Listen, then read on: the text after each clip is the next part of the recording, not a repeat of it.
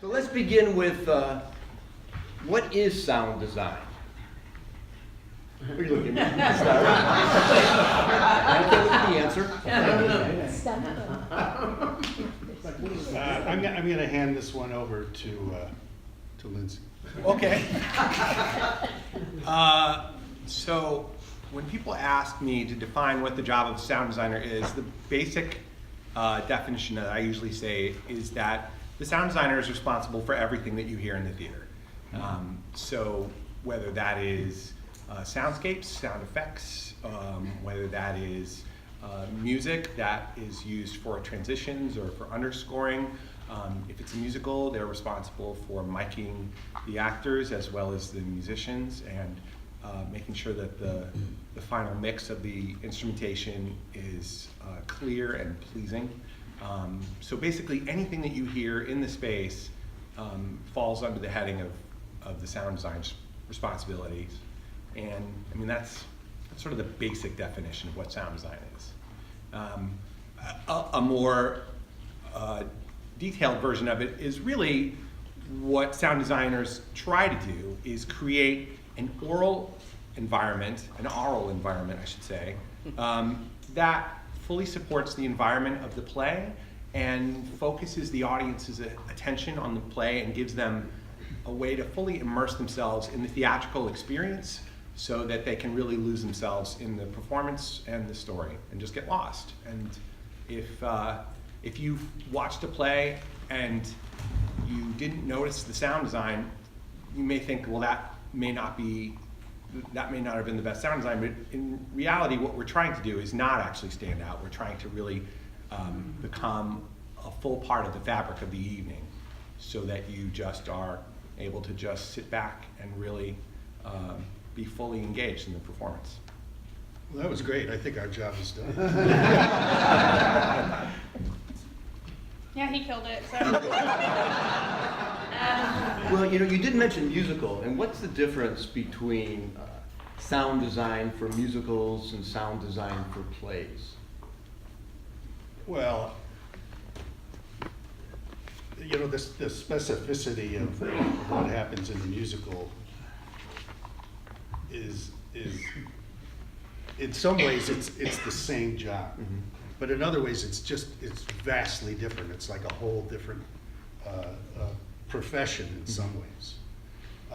There's some of us that are able to do and have the ability to and the opportunity to do both.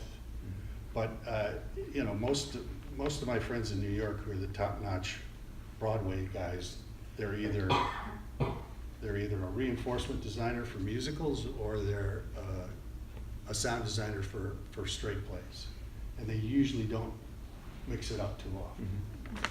And I would ask a question: what has everyone seen Hamilton here in Chicago? Yeah. Okay, so that's an example of just flat out straight reinforcement musical design. I think there's a couple of sound effects of some explosion type of things, but they may actually maybe as musical in nature as they are sound design.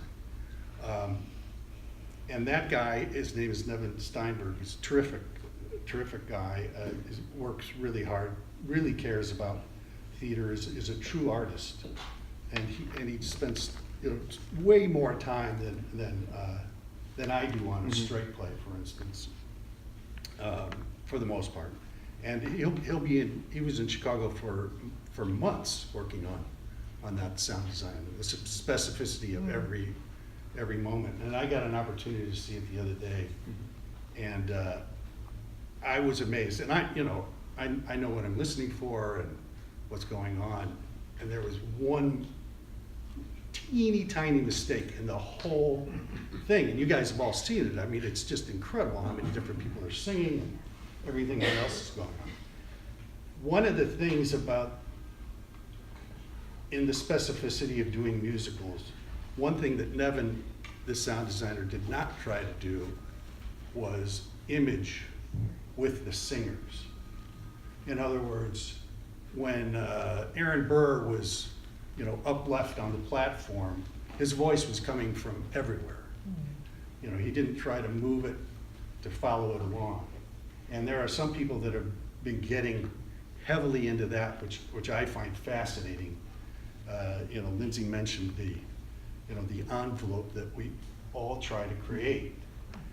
And creating an envelope with movement. There's a show in New York right now. Anybody see The Great Comet? Yes.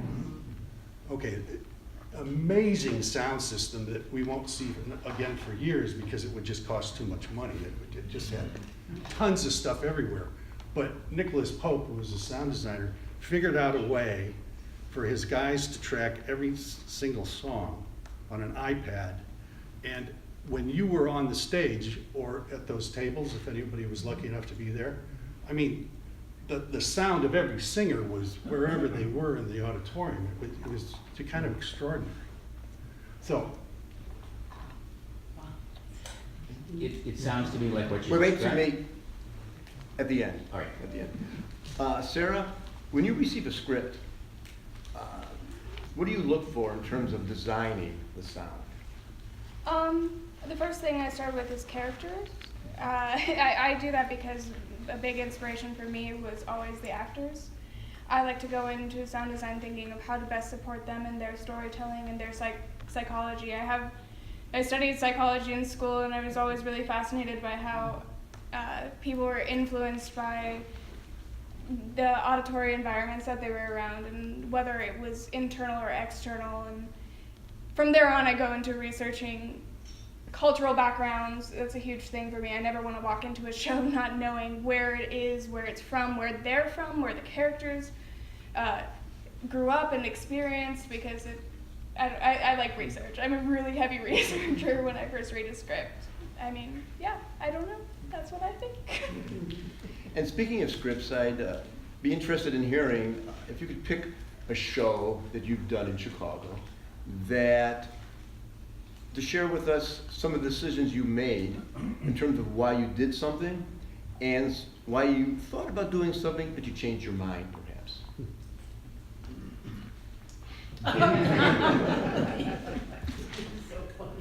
Wow. Okay. repeat the question. Sure. Select a show that you've done. Yeah. In Chicago would be nice. Okay. That you had to make some decisions as a sound designer. So what were some of the decisions you made for that particular show? And what was the rationale behind those decisions? Well, Rob brought up the show where all the speakers like moved with Sure. the actors. I did Diamond Dogs at the House Theater of Chicago, Okay. where I mic'd them in their helmets to give the impression of being inside of a helmet in outer space. I did hide speakers on the little drones so that they would be active in the environment and the sound would move with them, but we chose not to. We originally were going to hide little speaker packs on them so that the sound would be coming from them, but then we wanted to give the audience the experience of being in a helmet with the actors. So it was as though we were like one of the team experiencing everything that they were experiencing. It was more about trying to draw the audience into the experience as opposed to watching the experience. If that makes sense. Did it work? Yeah. I think so. I got to design my own drone, so whatever.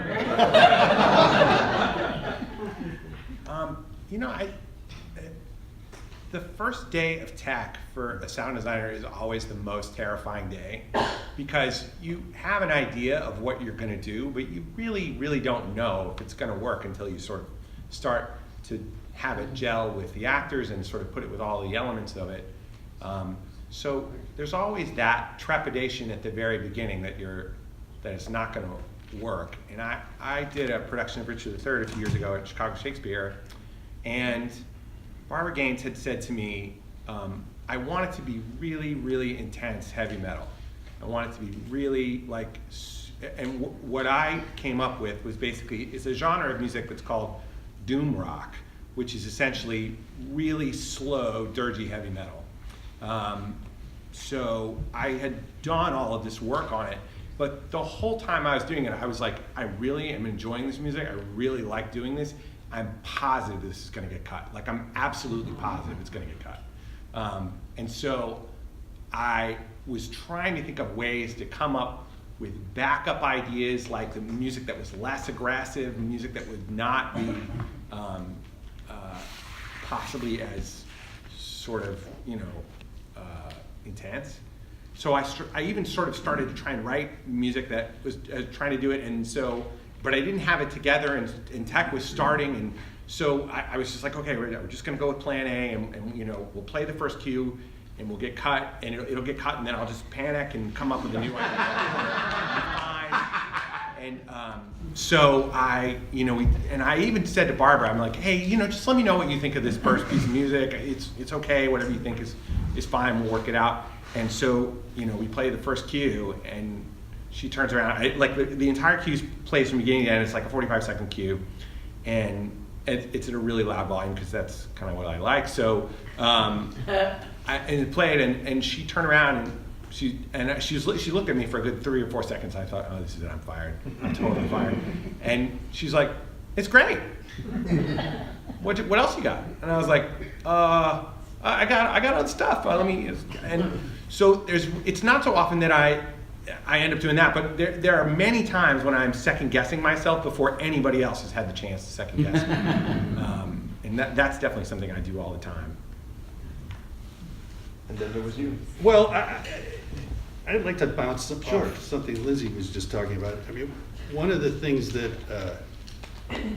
we all do, and it's so important that we do it, is collaborate with our director, first of all. And then with our other designers, if we're lucky enough to get in the same room with them. And make sure, before we go into tech, although things can change in tech, but make sure that we're sort of all on the same page as we're approaching a production together. Because to me, there's nothing worse than, 4 different designers who are all doing their own thing. I mean, it's usually you can tell when you're watching a play if that's happened, or not usually, but often. And that kind of collaborative spirit and what we're able to do with directors, and to take an individual director's vision and make that our own. And the way we get to recreate ourselves as artists every time we work with different designers and every time we work with a different director, because that combination of people is going to come up with something, and something's going to come out of me that I never would have come up with on my own. And that's one of the really, magical things about doing theater, and it's one of the more addictive things about it. One of the aspects of sound design that audiences and even critics sometimes grab onto is something you alluded to in terms of a sound being loud or bold or what have you. But as you know, sound design can be a character, really sets the emotion for a scene or what have you. What cues should audience members look for to see that sound design is truly part of this play? It's a really complicated question, but it's also a really simple question. And I think it was Lindsay was saying it in his first remarks. If something sticks out at you and doesn't seem, and this is a dangerous word, appropriate, because if things are too appropriate, then they're kind of boring. They're predictable. But if something isn't of the world, as you were saying, if someone hasn't done their research, or if they make it totally not of the world, but it doesn't make any sense, if that kind of, you nodding, you've seen this before. People try to do things that are totally contrasting to what's actually going on the stage, and sometimes it's brilliant, and other times it's, just doesn't happen. It's not together. And again, if a whole team, including the director and the other designers, are of one and they're working towards these things. Am I answering your question? Sure. All right. I started off as an actor before I became a sound designer, and I think the most important thing in acting is listening. You're listening and responding in real time with real emotion to what's being said to you. And in many ways, I feel like sound design is that same thing. You are looking at an actor's performance and responding in real time with honesty with what they're doing. And then that's really what I try to do. And I feel like if you're giving an honest reaction, if your artistic expression is an honest reaction to that performance, it's really hard to go wrong, because what you're trying to do is really support that performance in a way so that it really it doesn't get in the way, but it really sort of elevates it. And that's the hope, is that you can really bring something to it that sort of gives it a little special magic. The greatest compliment that I could ever receive is from an actor who will say to me, you know, that music or that sound cue really helped me find something in my performance that I didn't know was there. And I mean, that's what I hoped. I mean, you know, if I get lucky, I'll do that. But I strive to do that to help the actor to really find new and exciting things that they can bring out in the performance. Which is why it's so vital with what you said, with, you know, really getting into the research and everything else, and really doing your homework and knowing when you walk in the room. Occasionally, designers, because you know, when we meet together, a set designer has to design the set, you know, way before the rehearsals even begin in some cases, right? So sometimes we've been able to work with a director, work with a writer, and get a sense of what something means even before an actor knows it. And as Lindsay says, you know, you don't want to make their performance for them, but sometimes you can elevate what otherwise might not have gotten to that level. Sarah, you guys say something? Yeah, I danced ballet for 17 years, and that's my background in music and where I started out. And what I like to think of when I think of my sound design and how things stand out or don't in volume, from volume to content, is how it builds together. I often talk to directors when they're like, everything's fine, and I'm like, no, it's really cuey. And what I mean when I say that is I can tell when something's starting and I can tell when something's stopping, and I can feel the breaks in between that don't blend together, like a dance and like a ballet, how things move from one thing to the next. I feel like I'm stumbling sometimes when I break the world, and sometimes it's as easy as having nothing and letting the sound design speak for with only composition, or having constant environment and what it means for it to go away and what it means for it to get louder. But I always think about building it. I don't want to have a loud sound if I hadn't got the audience ready to experience loud sound. And that's why with storms and rain, we can't just download a file off the internet and play rain. That's just not that's not good sound design to me. It's, you tell a story with a storm. You tell how it starts to sprinkle, and then when things get tense, it could build wind and thunder, and it's far away, but then it gets close. You are constantly subconsciously preparing the audience to experience something grand. And that's what I think about. I think that's a great point. I mean, it's a mark of great sound design, in my opinion, is seamlessness, is something that feels full and experiential, and you never see the machinery behind it. You never feel the machinery behind it. That's a really great point. Unless, of course, your intention is to be really jagged with what you're doing. Because there are those shows, yeah, for because sure. Everything that we say, everything that we talk about, there are exceptions to it, right? Constant exceptions. What are some of the current trends in sound design? Are things changing at all Well, in the field? one thing that's, I don't know how much it's changing. It's been around for a while, but one of the challenges that we have are budgets. You know, what are we able to do? And especially when we're composing music, it becomes, you know, a real issue. And if we're working on a piece where the director and even ourselves, where we feel like it has to be orchestral in some way, using virtual instruments, using samples, everybody knows what I mean by this, right? Now the problem with it, for me, And the samples have gotten a lot better, and some samples work better than other samples. Percussion samples, for instance, because of the nature of how they work pretty well. Strings are more difficult, saxophones are terrible, and Yeah, they've gotten a little better, but. they got a little better. And people have gotten better at it. I'm not particularly good at it. I don't spend much time trying to perfect that, but there's a soullessness, I feel, when I'm listening to a virtual score. When it's now, there's nothing wrong with, like, a synthesized score or a sampled score, if that's your intention and those are the sounds you're going for. However, if you're trying to make it like, I'm going to fool the audience here and make them think this is an orchestra, and it happens in musicals too, right? Where, and it's because of budgets. How many people can afford to have, even an 11-piece orchestra, which is pretty small when you think about it, but it's pretty huge for musicals, right?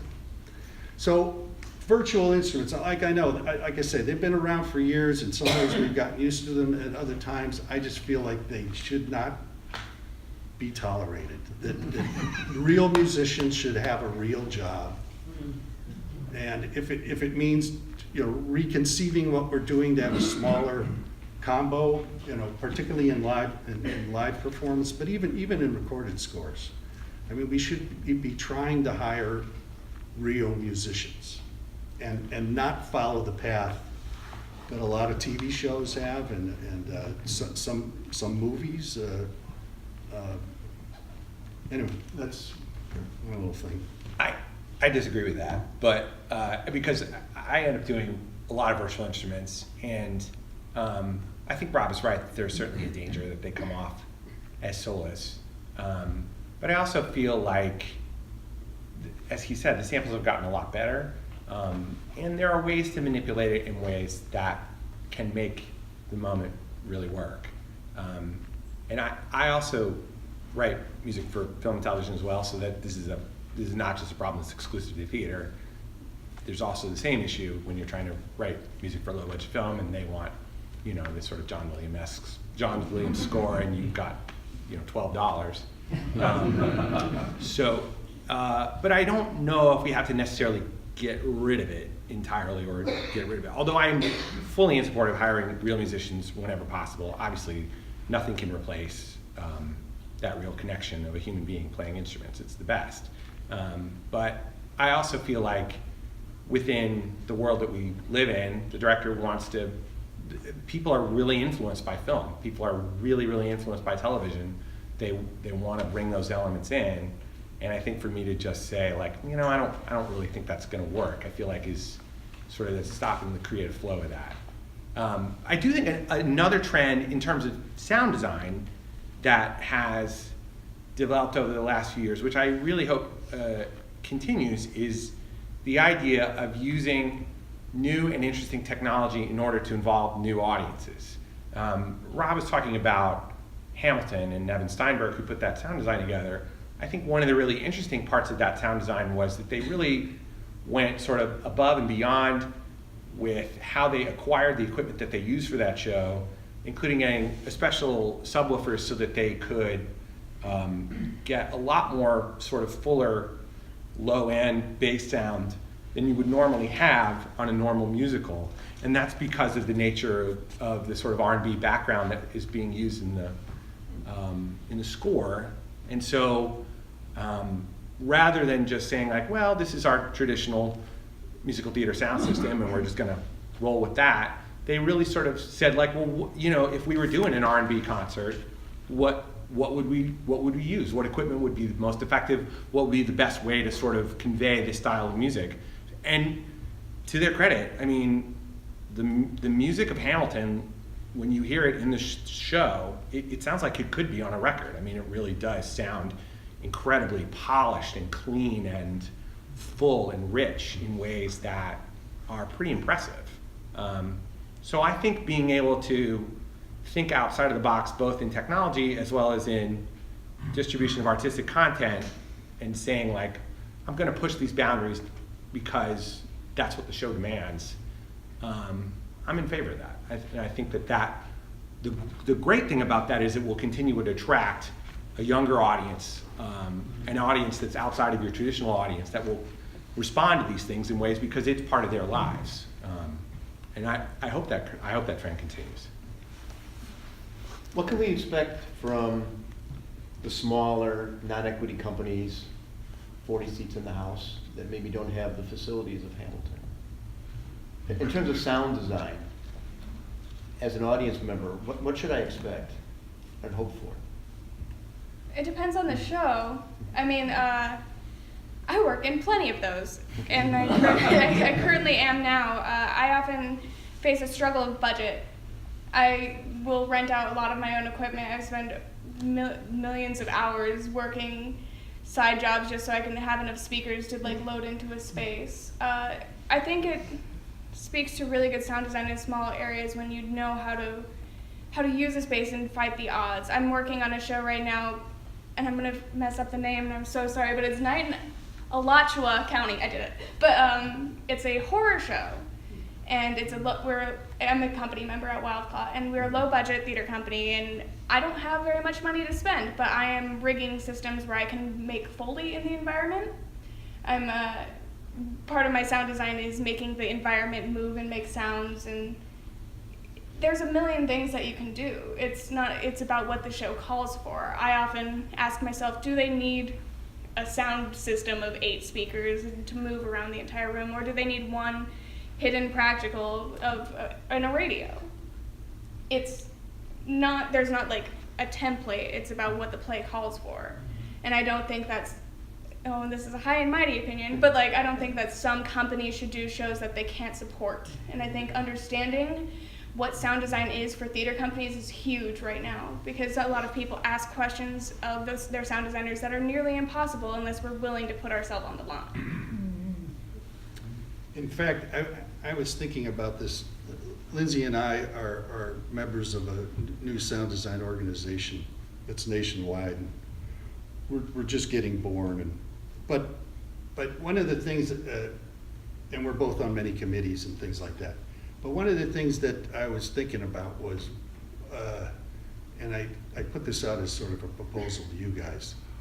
What if the Jeff Committee were to partner with this organization that we have, and we would do this in different cities with different groups, and try to support some of the theaters a little bit, like maybe buy certain pieces of equipment that then could be requisitioned from smaller theaters. And I'm not saying, I don't think, the Jeff Committee could afford to, rig every small storefront theater in Chicago by any stretch of the imagination, but might be able to come up with, a few QLab systems, or, some auxiliary speakers that are good all-around speakers that could move from thing to thing, and just be another way to support the art Yeah, in I Chicago. mean, you asked the question, what a huge trend now is, and a lot of it is immersion.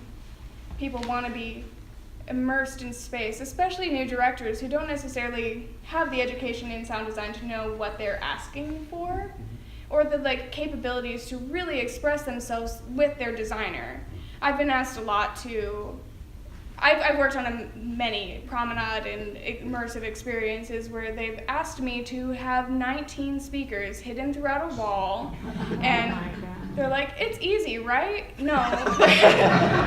It's maybe easy to get the speakers. Maybe they'll show up with 30 Bluetooth speakers and say, go at it, but they don't know that there's 10 pieces of equipment before you get to the speakers. It's a whole new world that I had to come into contact with, but it would be helpful if there was some ways to expand that and support equipment. I'm gonna do the robot a lot, so. It's a learning process for sure. It's always a learning process with people you work with, and I always say anything is possible, provided that the support is available to do what you want. I mean, I when you hire me to design your show, I'm going to give you everything I can possibly give you. However, there are some things that are outside of my reach that I can't unless I have additional support. And if those things are really important to you, then let's talk about it. Let's see if there's ways we can work that out. If you feel like you can't commit any more resources to this idea, and you want to have that idea, then we need to talk about how to scale that idea so that it works within the resources that are available. Just because, we can't, I literally can't go broke doing my job. Although I will say, I do, for many years I worked in small theaters all over Chicago, and what I would do is I would be given a small rental budget, and I would buy one piece of equipment with that rental budget, and then I would hang on to that, and the next time I would be able to rent that speaker back. And so I have a storage closet filled with sound equipment, which is I'm sure what you have as well. And that's inevitably what you do so that you can just sort of take care of yourself. But that's an investment that I'm making my own personal money, basically, to try and stay alive on that. So it's really risky. And back before QLab, there was this thing, we used to play everything on mini discs, which were these reportable CDs and Best Buy used to do this thing where you could buy something and keep it for 30 days and then bring it back. For years, I would just, trade out mini disc decks every 29 days in theaters just to try and stay alive. Yeah, Richard Chaz remembers that. I have one of your old meters. There you are. A lot of good it'll do you now. But that is certainly not my preference. I would not. I did that out of desperation. So. Well, before I open it up to questions, I just have one final question. The question that we're always faced with when we judge a show, and that's for every category, and that is the difference between very good and excellent. So that you're attending a show, and there's sound design, and as an audience member, and also an expert in the field, what to you is a difference between very good and excellent sound design? I wrote something down, sorry. Because I figure that's what I want to do. Now, some of this stuff we've already talked about. Sure. What we do, the basic thing, the first thing, it's all about storytelling, right? That's what everybody in theater does, right? So but if that is not happening, if a sound designer or a composer is getting in the way of the story, then it's no good, right? So they have to be helped. The next thing is collaboration, which we talked about. Is it as one? Does the sound design, does the composition work with the sound design? Do they both work with the lighting? Do they work with the set? Do they work with the costumes? Are they all part of whatever the imagined world is? The next thing is content. I used the word appropriate earlier, Is it incongruous with what everything else is going on? Is there verisimilitude, which is a word that I like? Is it probable, the sounds that we're making, the way that we're making them? Again, it's a world we're creating, so it could be fantastic, it could be everything else, but is it part of that theatrical world? Lindsay used the word, is it emotionally honest? Or does it sound like, does it sound like bullshit? Does it sound like it's being phoned in? We've all seen performances that are just full of shit. And the same thing can be true of a sound design or of a composition. It could just be the same thing over and over, right? And then the presentation, which we've been talking about as a challenge because of the budgets and things like that. But have we created this envelope that we were talking about earlier? Have we enveloped the audience? Are you engaged, here and here, with the way that it sounds? Does it sound good, or is it, as Lindsay was saying earlier, is the technology present to the point of where it's taking you out of the moment? And that can happen like way too often. And that's a real drawback when you work at a small theater and there's only one pair of speakers and they're both up here, right? And every time music plays or something, you're looking up there, or it's kind of drawing your attention away rather than, coming from the piece itself. So, and the same thing with the music. Is it orchestrated honestly? The choices. We differ on whether we want to use samples or not. things like that. But is it emotionally honest? If it is a synthesized score, does it resonate, emotionally? So I'd say if all this criteria is met, then we could begin to answer your question. And we went through this a lot. I was on a committee with the Tonys. The Tonys took away the sound design a couple of years ago, but they brought it back. But there was a great group of people in New York that were working on this and trying to figure out how to communicate with the Tony committee, and went before them and talked to them, and a lot of it was in secret and blah, blah, blah, blah, blah. But this group, an amazing group of people, what they came up with more than anything else was, if you walked out of the theater and it got you here and here, then it's a great sound design. That's it. Then it's great music. All the other things are important. They're, and the more you know about the other things, that's great. But it's got to be here and here. I totally agree. I mean, there's another awards ceremony that is based off Broadway, and this past year they chose for the first time to honor sound design as part of those awards. And I'd been having conversations with them to sort of encourage them, and they said to me, they were like, well, how do we know? How are we going to know when it's good? And they were really, and I have to hand it to them, they were like, we just don't want to get it wrong. We don't want to embarrass ourselves. We don't want to pick something that people will look at us and feel like we did the wrong thing. So like, tell me how to know that we're not going to be wrong. And I said to the guy, I said, well, listen, this is how I evaluate sound design.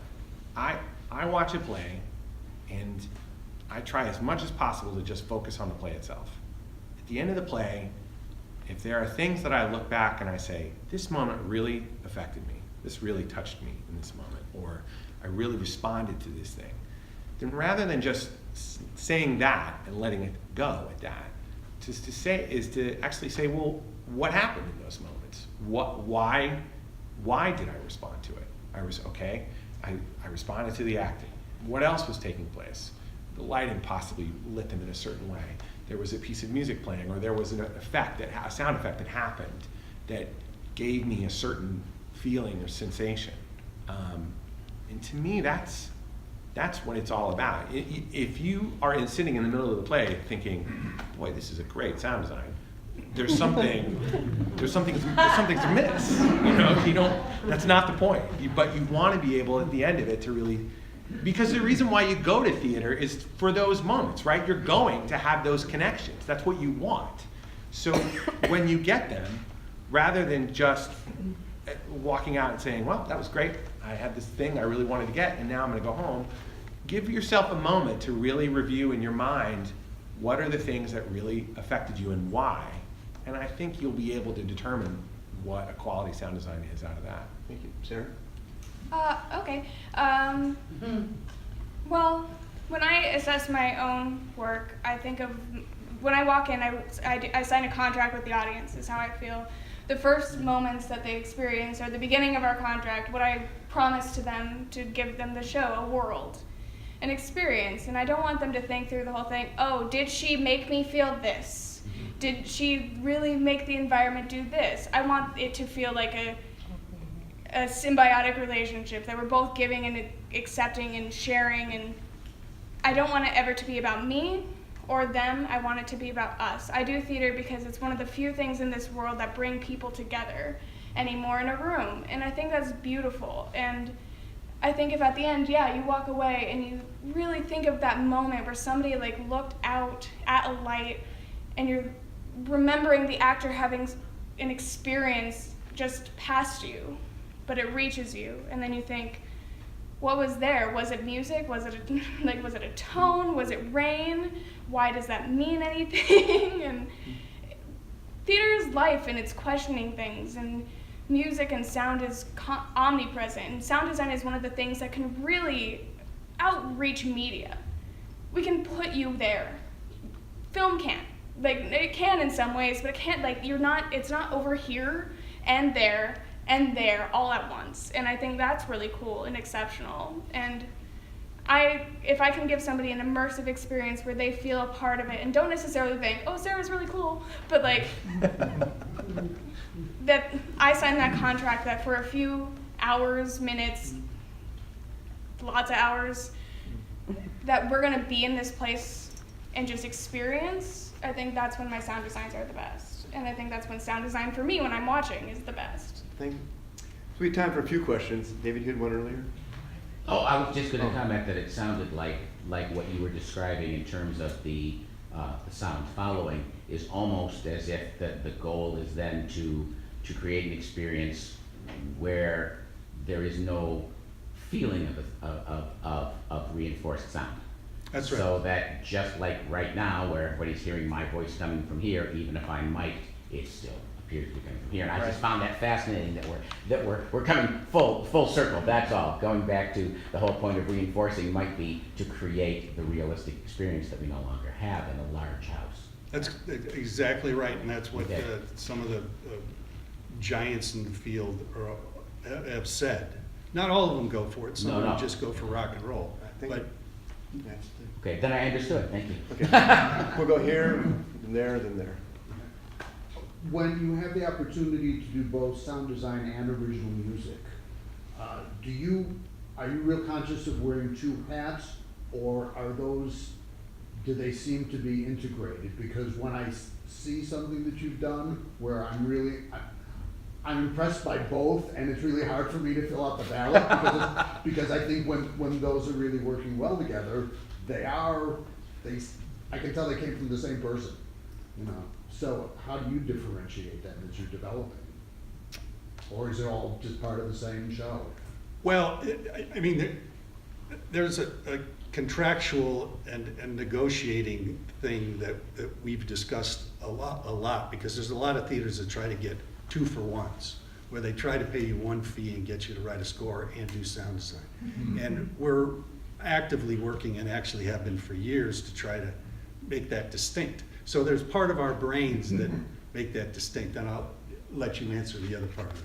Artistically, they're the same. I mean, for me anyway, I think of them being all part of a parcel that, But you'd still like two contracts? yes, I would, for sure, because they're two different jobs, Right, to be yeah. to be sure, and they absolutely deserve two different contracts. But that being said, the music and the sound have to really be as seamless as you say, and if you're having that response that you're like, I can't tell the difference, perfect, because that really is what we're going for, is that it feels of a full experience. Cool. Richard and then Oleg, then I'll come back over here. Yeah, I'm having really mixed feelings about it. A couple things I'm hearing, especially Robbie, when you were saying to use the Hamilton example, which, to be fair, I did not see here. I saw it in New York. But one of my pet peeves when I'm with this group doing a judging is if I'm sitting in a house, and it's generally maybe a little bit bigger situation than this, but if I'm looking, and it does happen in a straight play, which is much even more egregious, but even a musical, if I'm looking there on stage and I'm hearing things from up there, done.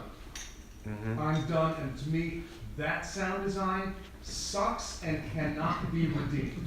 Now, I admit, I'm a bit of a militant on that. Am I being unfair? No, you're not. You're not. I mean, there's certain situations where there's budget constraints and literally only, 2 speakers up here and maybe 2 on the set, and that's all they can afford to do. Maybe. Maybe. And I mean, you got to. I think I don't judge, and I don't see that many storefront productions anymore. I think you would. It's not always storefront, my friend.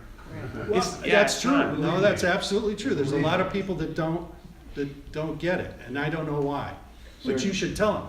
I have, and then the response I get from producers and the occasional director is, you should excuse the expression, but they'll talk about an older audience, and I need to hear, and I'm like, you know what? Great, but it can be done better. So here's the thing. I do lots of musicals as well as plays with music, straight plays with music, and it's a constant challenge. I will say, being a musical sound designer is an extremely difficult job, because everybody has their own very specific opinion on how it's supposed to sound, and those people are never agree with one another. There are people in the world who believe that microphones are the end of the world, that the musical theater era ended when microphones began to be a part of musicals. There are people who believe that the show can never be loud enough, and that loud equals exciting. Young people like exciting. Make it louder, that would make it more exciting. And normally those two people work together as a team. That's the God's honest truth. It happens all the time, and there is many answers to the question of that. If it pulls you out of the show, then that sucks, and it is not okay. And we need to do better as designers. That being said, the resources that Rob is discussing when he's talking about the Great Comet and being able to source things, that is a multi-million-dollar sound system. And will probably never happen again Yeah. in our lifetime. That's right. And it is an extraordinarily difficult thing to pull off, and it's only because that show had some really courageous producers who really said, you know what, we're going for it. We're gonna tear this whole theater up. I don't care how much it costs. We're gonna put in the greatest sound system of all time. They went for it. But that is an exception to the case, without a doubt. Sarah, do you want to respond to that? Well, most of the musicals that I've designed are in the round, which is awful. But in some ways, I've tried to make an explanation for where it's coming from or how loud it is. I do think that there is a point where if it's overly amplified, sure, yeah, that's bad sound design because you're just trying to be like, here's some vocals. But when I did Nutcracker at the House, we have to have this giant, round space where we're trying to amplify them, but not too much. Necessarily, we're just trying to fill. That's my goal in musical sound design, is often to fill. Despite being young, I'm a big proponent of pure voice. I like it to come from a person, and I would rather not mic people if I didn't have to. So often my goals are how to make that experience as real as possible, but be able to share the music that the composer or the writer did. And sometimes that's amplifying above and beyond. Yeah. We're going to finish up with Oleg, Roberta, and Meryl. My question is, it's kind of what you already answered. It's around sound design and versus original music. So when I come home and I'll read the program, I have the person A and it says sound design and original music. So, and I have to kind of evaluate both. So I'm trying to understand, and I truly enjoyed that. I thought the overall sound experience was excellent. But how do I differentiate original music and sound design? So is it every time I hear music in this play, that means it's all the music in this play, it's an original music, and everything outside of that, it's just the sound design. So how do I know which original music contributes more? Are you talking about in a piece too where there's I'm talking about play mostly, yeah. yeah, a play, but also where there's clearly found music or needle drop, however you want to phrase it. Yeah, how do I see what is truly original music there? How do I know what is just sound design and original music? How they come together? Well, years ago, Michael Bodine and I worked together, and we figured that because we often use, and directors want to use, and playwrights want to use, they want to use found sound. They want to use, the Rolling Stones in a certain moment of a play or whatever. So we decided that calling what we did original music and sound design sort of covered our butt, and that we're not trying to say that all composition was written by us, but the things that were original in it we did. Now, how you guys figure out if you don't know what's original and what isn't, that's a tough one. I mean, that's been a tough thing for you guys for a long, long time. Yeah, I don't know if you can. I remember years ago, Eric Simonson directed this really awesome piece up at Next Theater, and the end of Act 1 had this fabulous piece of music, which you guys awarded to Evan Chen for the best music. but it wasn't his. The most amazing music moment in that play was Jane's addiction. Right. But why? How would you guys know that? Because we don't put it in the program because nobody wants to pay for the rights, so they don't want anything in writing. Seriously. Let's move on. Roberta and then Daryl. Do you also design the choices of music that's played before the play starts? And do you design the volume of that music? I think I know where this is going. The pre-show music was so loud, it was deafening. Oh, that was Lindsay's show. It wasn't me. I know what show it is, though, right? Because you're not the first person to accuse me of it, by the way. You're talking about the one at Steppenwolf. The young Cheney. Where the men, but I once asked them. That was the playwright, by the way. That was not the sound designer. Yeah. That I was- asked them if they could turn down the sound, and they said, this was specified, this volume was specified, and it has to be this way. Yeah, right. Give you earplugs. But, yeah, they gave it. So this is an important point to bring up, just so that everybody knows this. Not everything that is represented as sound design is the final choice of the sound designer. There will be times when the sound designer will be the person saying like, hey, I'm not sure that's a good idea, and the director will be like, I'm overriding your feelings, we're going to do it this way, and that's how it is. And even though it has our name on it, that may not necessarily be the thing that we wanted to do, or it may just be that's the director's intention. So that's just something to know, and unfortunately you have no way of knowing. But you do design the pre-show music. Yeah, usually. Generally, yes. And So my question is probably mostly directed not to Rob, since you said you don't work on musicals as much. So when we see and hear musicals, we hear the music, and we focus more on music direction. So help me understand where the sound design, what the role of sound design in terms of, we think of, and maybe I'm misunderstanding, what the role of the music director is differently from what the role of the sound designer is. So can you speak to that? So for a musical, first of all, I just want to say being a sound designer on a musical is the most thankless job you will ever have. Well, unless you do one on Broadway and you make a shitload of money. But you're gonna have days of thanklessness before you get there. I'll say that. And the reason is that the best case scenario of being a musical sound designer is everything will sound good and no one will really have noticed. They'll be like, that was fine. The only times when things go wrong, everybody instantly knows, hey, that sound design is not right. So that's just to say that up front. As far as delineating the responsibility from music director to sound designer, a music director is responsible for making sure that the band sounds tight, they sound together, they're crisp, they're playing the music accurately, appropriately, it feels like it's going well. They're also responsible for making sure that the vocalists are performing properly. Now, in terms of where that delineates to the sound designer is responsible for you hearing that properly. The sound designer basically visualizes the best possible way that every single person in the theater can have an ideal experience of listening to what is basically a long piece of music, this musical, and how they can best hear it. So it's tough because if you leave the theater and you think, well, that music sounded pretty good, you can chalk that up to the music director. But if you heard everything clearly and it sounded pleasing to you, and you had a pleasant time listening to it, that is generally thanks to the sound designer. He's the person that made sure that you had that experience. let's end on that note. Let's give a round of applause for our candidates.